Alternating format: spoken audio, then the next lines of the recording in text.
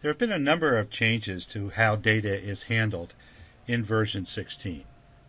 A small but not insignificant change is that variable names can now contain any characters except a double quote. This is something that was asked for by lots of users, and we're glad to be able to say that now the only character you can't use in the name of a column is a double quote. There's one thing you should know, though. If you do decide to name a variable something such as x-3, which in version 16 would have been treated as the column x minus 3, the parser will now treat that string as a variable rather than an algebraic expression. If you only have a column named x, it will still be x minus 3, but if you define the column, if you name it x minus 3, it'll be whatever's in that column. The default Statgraphics data files are also different in version 16. They have an extension of .sgd and have a basic XML format. The advantage of this is that you can review your data files and even make changes to them using something simple like Notepad. We can also, however, save and read the older file formats created by any version of Statgraphics. We've also increased the number of data sheets in the DATABOOK from 10 to 26. This was made necessary by the new DOE wizard, which allows you to collect multiple samples for each response and place them in a different data sheet.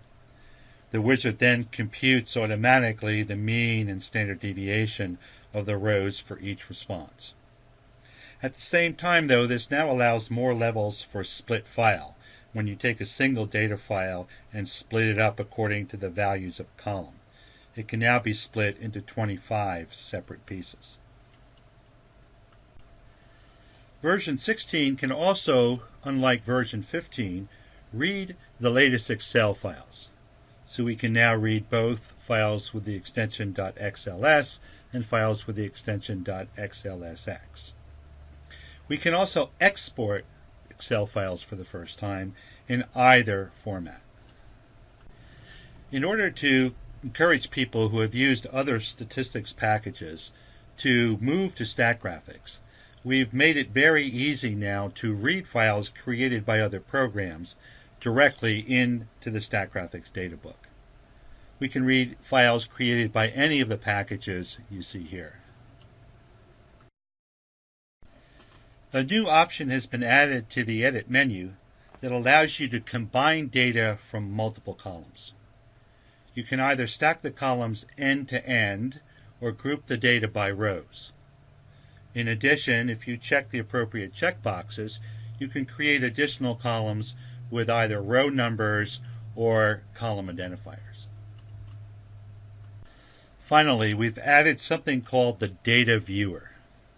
This will give you a quick summary of the columns of a data sheet. It'll show you the names, the comments, the type.